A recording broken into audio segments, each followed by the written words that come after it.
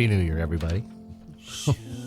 Mike's going to sing. Mike's over the corner singing. That was good, Mike. It was nice, huh? That's a good way to ring it. You really could start playing that keyboard. You are good. I'm hanging in there, huh? You just got it at Christmas, and look at you just nailing it. See, what a lot of people don't know is I actually was forced to take piano lessons when I was a kid. Yeah, that's what the scars on your knuckles and so stuff. Now we're about 40 years later, and it's starting to come back out. I'm kind of you got over the sweats, and I'm dropping my wall. You're still shaking a little bit. A little bit. You could hear that. Yeah, a little tick.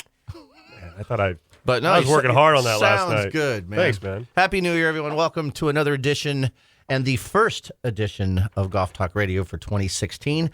So glad you were with us. Going to have a fun show today. We are going to share some resolutions that Mike and I have for the Golf Talk show and ourselves. We are going to look into the crystal golf ball and predict some things, and we would like you to do the same. We would also, if you call in, we'll look into the crystal golf ball and give you the best golf tip for your year. We will know. We know things. Golf Talk Radio, you guys know us. 16 years in the biz here. On the radio, we know how to help your golf games if you'd like it. So you just call in and say, "Oh, Golf Talk Radio guys." You don't have to say it exactly like that, but you can. We will look into look at the size of this crystal golf ball. It's awesome, isn't it? Weren't you nervous bringing that in? I did. Yeah, I did. But I had, see those little cushions? Yeah. Yes, in case it fell. I had a little cushion box. You got the cushions going. I like it. Whoa, Jesus! I almost dropped. But anyways, we will gaze. Careful. We will both gaze into the crystal golf ball, and we will predict your future and give you your best golf tip. You know, we know. So we're going to be doing a lot of that today. We got a lot of prizes still to give away from our 2015 prize collection. And we need to start anew, so we're going to be firing away some prizes if you'd like. So it's more of a show to have a lot of fun. My name is Billy Gibbs. That guy's Mr. Mike Brabenick. Good morning. Good morning. Hello. Good morning. Happy New Year, everybody. Happy New Year. Happy New Year. It's good to be here. I got behind a cement truck. Hey, so you started off with a churning cement truck. Not one just flying to get to work. This one, those churning ones when it's actually churning. Yeah. They can't go fast when you're churning. That's kind of weird. So, and there was no passings. So I thought, okay, I'm going to be listening to you on the show. I was just going to listen to you open, and it was going to be okay. Wasn't there? And then he pulled over finally when there was like 96 cars behind him. Good question here. When it's churning, yeah. Can it the momentum carry the vehicle that way, depending on which way it's spinning? I would think if there's enough heavy load enough, if it's spinning fast enough, sure. I mean, centrifugal force. You mean? Yeah, I would think it would fire. Yeah, but they got that balanced out. That's why they go 4 miles an hour. Yeah. I mean, I guess you're right. But it was, so someone's getting someone's going to get laid with the cement this morning. I mean, it was churning. So it was. Anyways, I was thinking I might be late, and I am glad to be here. You made it in plenty of time, man. Enough to get the crystal golf ball in here. So, plenty of time. How you been? I've been good. We've been very busy up at Pass Rebels Golf Club, which has been great. It's been an average of 27 degrees or 28 degrees in the morning until 9. So I feel like I've been in winter wonderland for 2 weeks now. Go to work, and I'm not complaining. Must be kind of fun, actually. It could be snow. It feels like it could snow. never go away. And in the middle of the day, it's like beautiful. This doesn't feel like the same day, and it's beautiful and it's awesome out. And New Year's closed up the shop, and I ended up staying up until almost after 1 o'clock in the morning on Friday. So you're still young. On Thursday, and then I had to. I am not young. You are still young. I am not young. I found that I had one glass of wine, and the next day I felt like a rock hit. Animal. I felt like a rock hit me because I had to be up at work before 8 o'clock, and I was like, oh. Well, yeah. So I had used to do zero to drink, and I did see the clock somewhere between 10 and 11. I remember. Nice. I remember the 10 o'clock show or something. But it was kind of nice because, I had a very wonderful evening with the fireplace and my wife, and we had a great evening together. So Good. It was perfect. But I realized, I'm 56 years old, baby, in a couple days. Wow. So, but I enjoyed it. It was, it was cool. It was good, very peaceful and quiet, and realized, okay, I'm old. That's what I realized.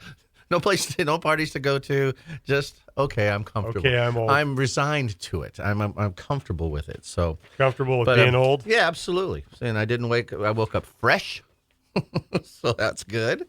And but I wanted to ask you about the golf course. You mentioned the frost in the mornings and the frozen ground. Besides it being kind of a pain for people who want to play, which is just understandable, you can't get out there. Is it good for the course when it finally does thaw? I mean, is it? I know it doesn't hurt the course, but is it good for the golf course?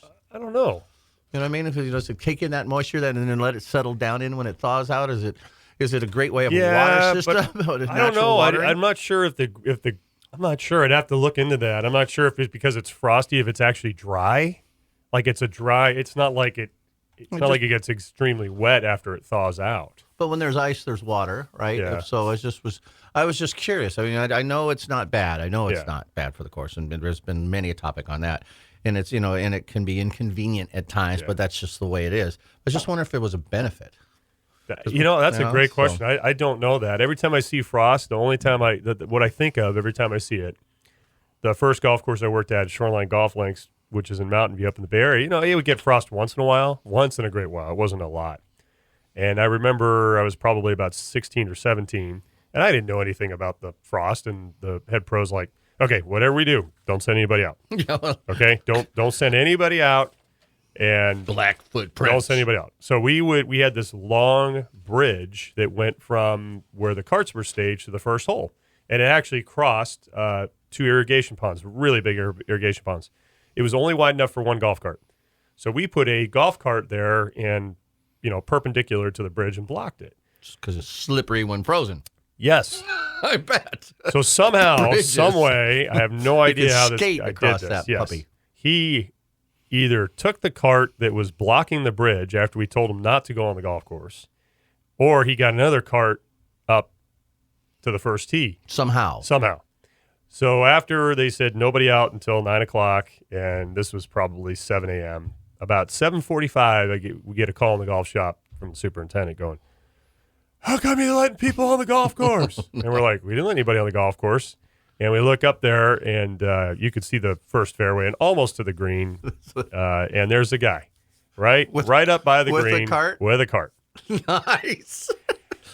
So here's the amazing part. That's the very first track man ever. Exactly. You don't see anything. Like, you don't see any damage initially. No, not you till just see next day. the frost is gone wherever he was. You see his footprints, the cart driving. Little ice crystals on the tires. Yeah. Nothing too serious at this time. So we get him off after the first hole, and we were able to get him back on the cart path and come back. And, obviously, I don't remember exactly how the exchange went. It probably was not very pleasant. Mr. Freeze and Batman. Yes.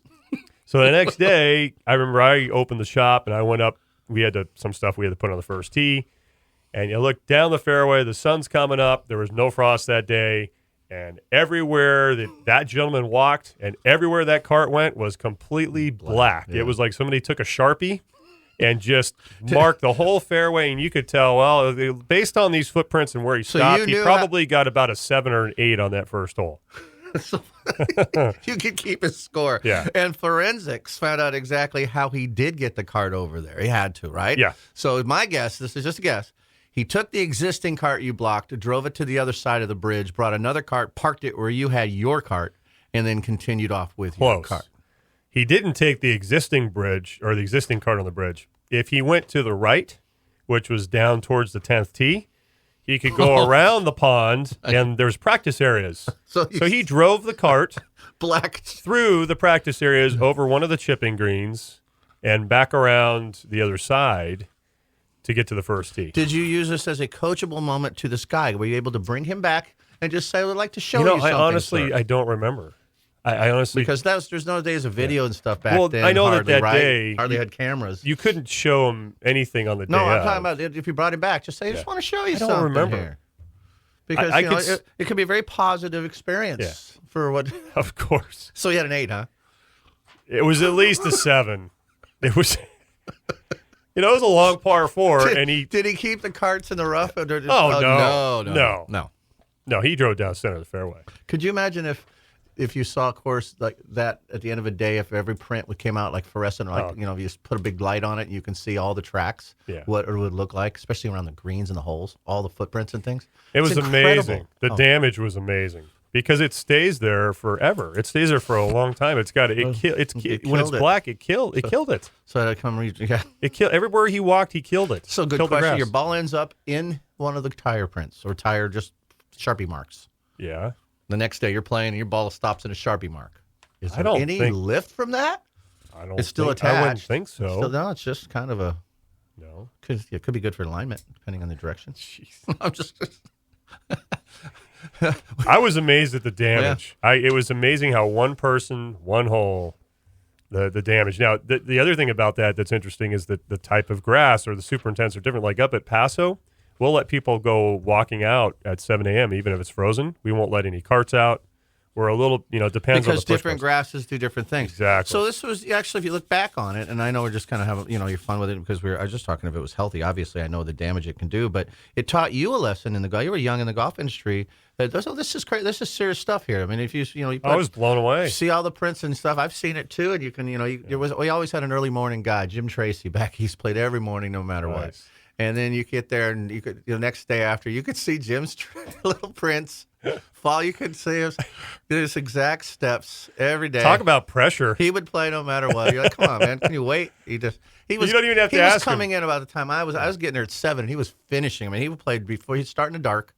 And get up there. But you don't even have to ask him how his round was. No, you just don't. look at the marks. You can follow. You can see. You can see. But he's a good player, so there's a lot of stuff down the middle. But you just see Jim. There's follow Jim's. If you want to know where it is, follow Jim's path, man. Oh my gosh. So, but he just. I wonder if he. It almost looked like he hit it the same place every time because his tracks didn't change a lot. But anyways, when we come back in, we're going to talk about. I want to talk about the 2015 and the first tee accomplishments. I finally got to crunch some numbers, and we had an exceptional year.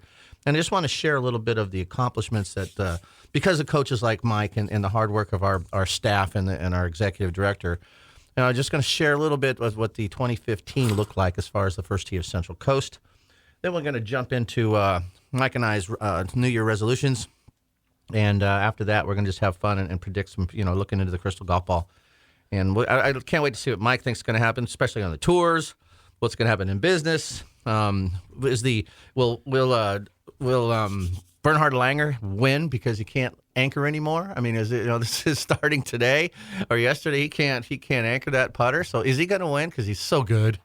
So there's little questions out there. When we want to it's I guess a prediction we should make. Okay. Will Margaret show up today? It is officially. What time is it? It's 8:18 right now. Well, if she got behind the same churning truck I did. 8:15-ish is about her rolling That's her, time. yeah. And I thought we had a new contract. 8:15 was a contract deal. So she's 3 minutes past the contract. So is she even going to be here in 2016? So we should both predict right now, right? Yeah. I am going to say yes, that she will be here, but she'll have to explain herself. This is what because I thought, wasn't it clear last week? We'll have to go back and listen. 8:15 I thought was the new deal. I think she's not showing up today. You think no-show? I think it's a no-show. So there's a coffee sitting out over there. Yeah. I think it's a no-show. Wow. Because I didn't get an email. Did you? No. Hope she's okay. I know. I'm kind of worried about her. I needed tires. I'm getting tires right after the show. Well, she's supposed to bring you coupons. I'm hoping she does. Let's take a break. Come on back and look into the future. All right. We'll be right back. Golf Talk Radio brought to you by Adams Golf and TaylorMade Golf. Check out the latest from Adams Golf and TaylorMade Golf today. You guys will not want to miss the M1 products, both driver, fairway woods, and hybrids at TaylorMadeGolf.com and the blue line at AdamsGolf.com. Golf Talk Radio with Mike and Billy right here on ESPN Radio and Golf Talk Radio Network. We'll be right back.